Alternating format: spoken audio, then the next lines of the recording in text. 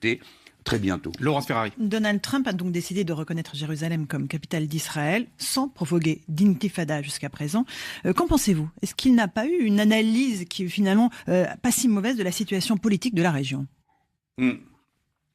Si brutaliser les gens sans qu'ils se défendent est une bonne analyse, alors tout est permis au plus fort. C'est pas comme ça qu'il faut prendre le problème. Déjà, si on veut comprendre quelque chose au problème de cette région du monde, il faut arrêter les dissertations abstraites sur les guerres de religion et je ne sais quoi, tout ça n'a pas de sens. Si on veut comprendre quelque chose à ce qui se passe là-bas, si vous voulez comprendre, suivez les pipelines. Tout est affaire de pétrole, de gaz, de puissance dans la région. Évidemment, le cas d'Israël est singulier, puisque c'est un État qui a été créé après la Deuxième Guerre mondiale. Donc c'est une situation plus récente. Mais tout le reste, c'est que des vieilles histoires. Les Perses sont là depuis 3000 ans et ont toujours ont eu une tendance toujours à s'occuper de ce qui se passait autour d'eux. L'Iran est une grande nation depuis longtemps. Vous faites référence à une sorte de guerre froide entre l'Arabie Saoudite sunnite, l'Iran chiite, l'un et l'autre défendus, l'un par les États-Unis, l'autre par la Russie. C'est ça que vous percevez et qui se joue selon vous? On voit bien que les grandes puissances régionales sont l'origine des conflits de la région et qu'elles ont tendance à se chercher des alliés dans le monde. Raison de plus pour nous Français de ne pas nous aligner. L'erreur, c'est d'être dans un camp contre les autres. Alors, donc, sur l'affaire, d'abord Jérusalem. Jérusalem. Nous n'avons pas d'autre manière de nous sortir de cette situation que de respecter scrupuleusement ce sur quoi les nations qui composent les Nations Unies se sont mises d'accord. Toutes.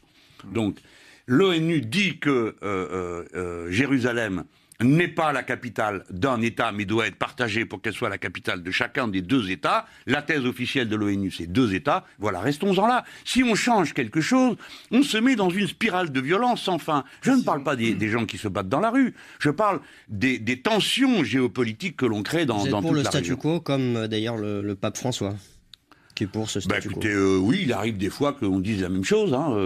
Par exemple, sa condamnation du capitalisme, je suis content, je la partage. En fait, vous êtes sur la position de la France concernant la capitale. Mais je vois pas ce qu'on pourrait faire d'autre.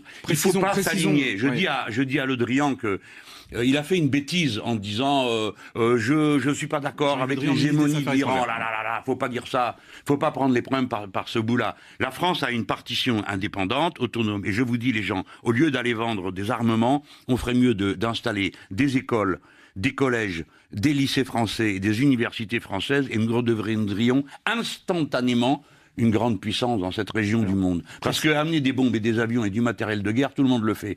Amener de l'instruction, il n'y a que nous. Un élément d'information pour nos auditeurs, une résolution à l'ONU est en préparation à la demande de l'Égypte pour que Donald Trump renonce à cette décision, mais enfin, vu que le Conseil de sécurité est maître en la matière, sans doute qu'elle ne passera pas. Une question...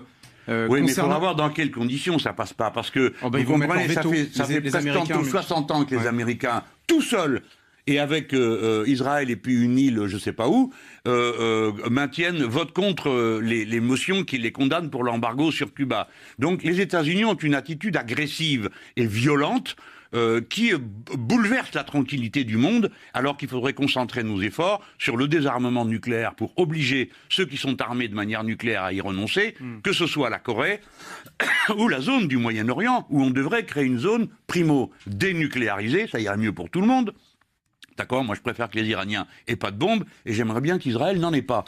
Et une zone aussi où on n'a pas le droit d'utiliser les armes chimiques. Or, qui n'a pas signé les traités sur les armes chimiques dans cette zone? Israël, Soudan, Égypte et plusieurs. Non, s'il vous plaît, remballez tout ça. On sait démonter toutes ces armes. Voilà le travail que devraient faire les Français. Dire nous, on est pour ça. Ces conflits du Proche-Orient ont l'habitude de s'importer en France, quasiment de manière systématique. Que pensez-vous, Jean-Luc Mélenchon, de la position exprimée par le CRIF en France, demandant à l'État français de suivre finalement la décision de Donald Trump en reconnaissant Jérusalem comme la capitale de l'État d'Israël? Écoutez, moi déjà, vous interrogez pas, enfin, si vous interrogez la bonne personne, je suis hostile à tous les communautarismes. Celui du CRIF est particulièrement agressif parce que non seulement il a des prétentions communautaristes que je ne supporte pas, que ce soit pour le CRIF ou n'importe quelle autre communauté. Mais en plus, c'est le Conseil représentatif des institutions juives de France. Tu parles Conseil représentatif de quoi? De rien du tout, et des institutions qui n'existent pas. C'est une association communautaire qui en plus manie un rayon paralysant. Dès que quelqu'un ose dire quelque chose qui lui plaît pas, pouf, vous voilà repeint en antisémite, et on dit vous n'êtes pas invité au dîner, mais je m'en fous, moi j'ai pas envie d'y aller. Donc on met les choses à leur place. Je pense que tous les Français, quelle que soit leur religion et leur culture, doivent épouser le point de vue de la patrie sur ce sujet. La condition pour que nous vivions bien ensemble, c'est de ne pas importer les conflits qui arrivent de l'extérieur. Enfin, ici, c'est la Seine, c'est pas le Jourdain. Bon, donc on n'a aucune raison de se taper dessus pour une histoire qui est déjà assez embrouillée comme ça. Et deuxièmement... Mais ça vaut pour tout le monde, hein, évidemment, ce que vous dites. Évidemment que ça vaut pour tout le monde. Évidemment que ça vaut pour tout le monde. Ici, c'est la France, je le dis à tout le monde. Et donc, nous devons aider notre pays à avancer dans la voie qu'il a choisie, c'est-à-dire la création de 2 États, la paix, le respect mutuel. Voilà, ça, c'est des... Alors, je sais, ça peut paraître angélique, hein, mais je m'en fous. C'est un chemin de crête, mais c'est le chemin des Français. Quand je vais en Catalogne, j'ai dit pareil. Nicolas Barret, dernière question avant la pause. Demain, c'est la journée internationale des migrants. Alors, vous connaissez la ligne d'Emmanuel Macron, qui est d'effectuer un tri plus rapide des migrants et éventuellement de renvoyer rapidement ceux qui sont déboutés du droit d'asile. Est-ce que vous partagez cette ligne dure? Oui, on peut continuer comme ça, toutes sortes de vœux pieux. Mais dans le concret, ça ne veut rien dire, à part toujours plus de malheur, toujours plus de misère.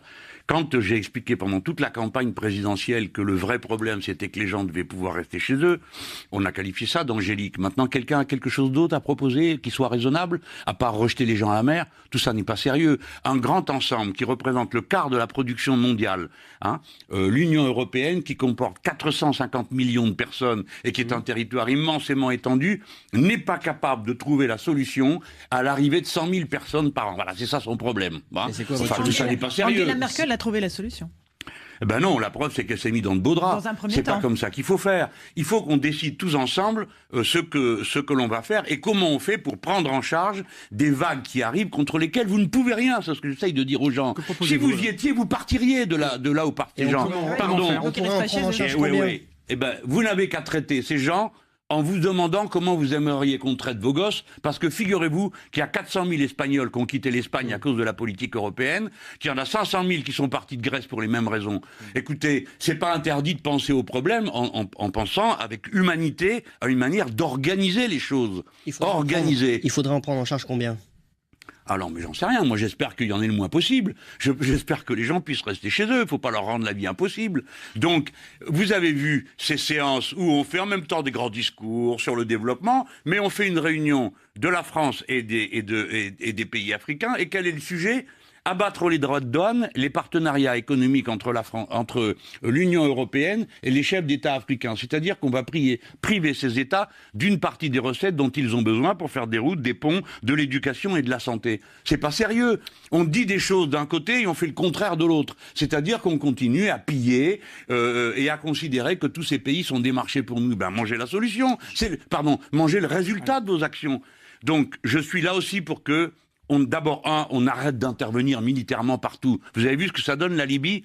Pourtant, il y en avait des bonnes raisons pour y aller. Bon, alors on était en Libye. On va aller partout comme ça. On arrive, on bombarde, on fait ci, on fait là. Ça y est, on a réglé le problème concrètement. Vous êtes content de votre émission, monsieur Mélenchon? Oui, très content, j'ai répondu à tous les problèmes. C'est pas le sujet. Le sujet, c'est que si nous laissons le monde se désorganiser à la vitesse à laquelle il se désorganise, bientôt nous aurons le chaos. Donc, il faut y mettre de l'ordre. Quand on a décidé une chose, on l'applique. Et autant qu'à faire, avoir quelque chose qui est décidé, qui correspond à une solution. C'est pas une solution de faire des phrases et d'exciter tout le monde contre les réfugiés, et de l'autre de continuer à les politiques qui les font partir de chez eux. Jean-Luc Mélenchon, le leader de la France Insoumise, président du groupe La France Insoumise à l'Assemblée